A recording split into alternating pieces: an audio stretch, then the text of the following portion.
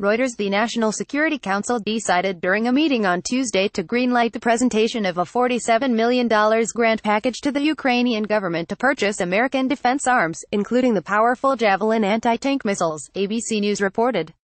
The President and Congress must approve the sale of anti-tank missiles. The Javelin, a portable missile with a steep price tag, has been described as the American Militarys Anti-Tank Killer.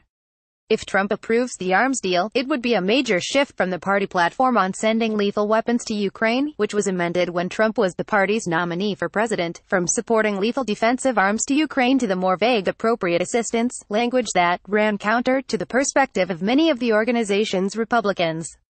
They softened it, I heard, but I was not involved, Trump said of his campaign in an interview with ABC News' George Stephanopoulos at the time, before adding, "The people of Crimea, from what I've heard, would rather be with Russia than where they were." REUTERSThe Senate approves defense policy bill to provide $350 million for Ukraine. Trump's then-campaign chairman, Paul Manafort, had worked for years for the pro-Russian Ukrainian President Viktor Yanukovych, who was expelled in a popular uprising in 2014. Russia invaded Crimea and sent troops and arms into eastern Ukraine shortly after his ouster, leading to a conflict that rages on to this day. The Obama administration never provided arms assistance to Ukraine in response. A former Trump White House official and advisor to the president expressed concern to ABC News that arming Ukraine would inflame tensions in the region and aggravate America's fragile relationship with Russia. Secretary of State Rex Tillerson and Defense Secretary James Mattis have been in discussions since June about how to best make the sale. They strongly recommended the decision to finance and sell anti-tank missiles to Ukraine above two other options that would aid in the arming of Ukraine.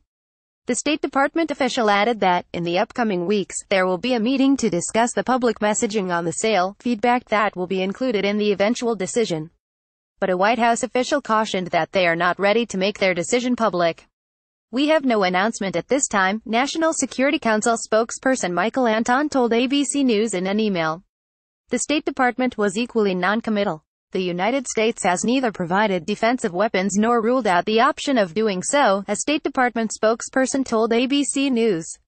Ukraine's envoy to U.S. reveals details of U.S. $350 million. Ukrainian officials have been publicly optimistic about relations with the United States. "We are really satisfied with the acceleration of U.S.-Ukraine relations at the moment," Artur Gerasimov, a member of the Ukrainian parliament and chairman of a military subcommittee, told the publication Foreign Policy in late October.